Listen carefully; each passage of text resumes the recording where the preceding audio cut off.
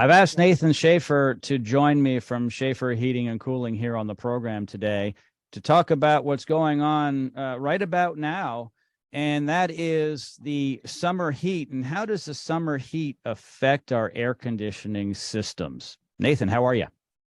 Hey, good, Jim. How are you today? Fantastic. Thanks so much for joining me here on the program. So Good this to see you. time of year, we're cranking our ACs up more.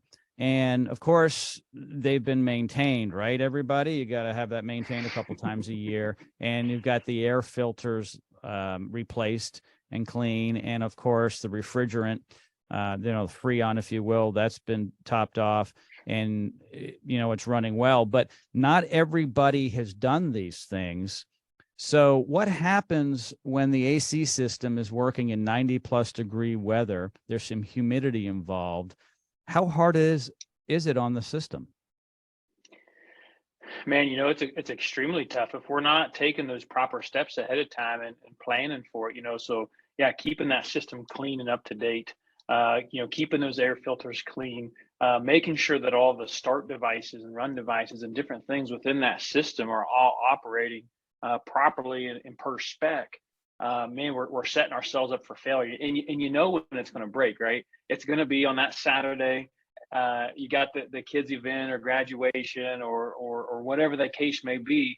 Maybe just wanting to simply enjoy and relax, enjoy that weekend. And it's 90 degrees out, or it's middle of the night.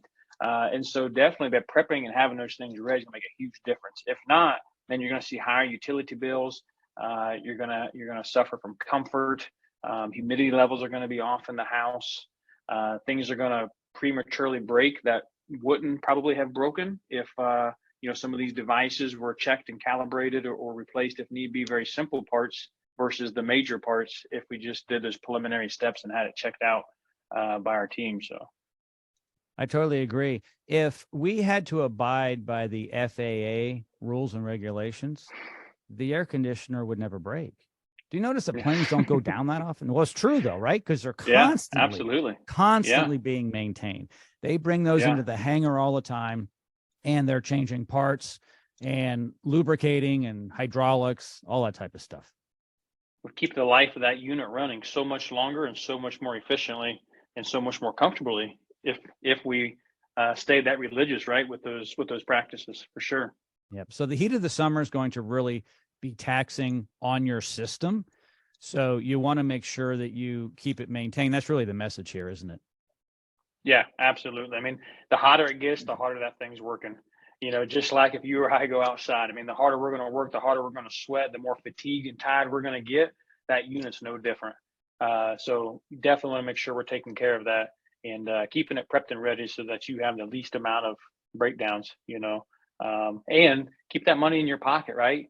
Let's not be paying more than we need to be to the utility companies or bigger repairs that we could have prevented. And this is easier actually than maintaining yourself. And I'll say this because it'll ring true for a lot of people.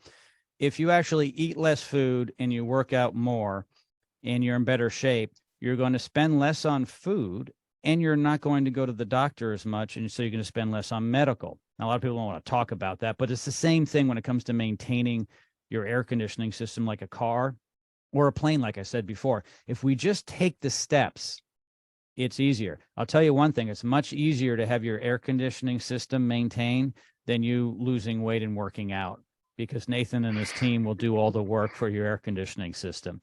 All of his contact information is located in the description of this podcast. Feel free to reach out to him and his team. Nathan, as always, thank you so much, my friend. Hey, yes, sir. It's good to see you again, Jim. Thank you.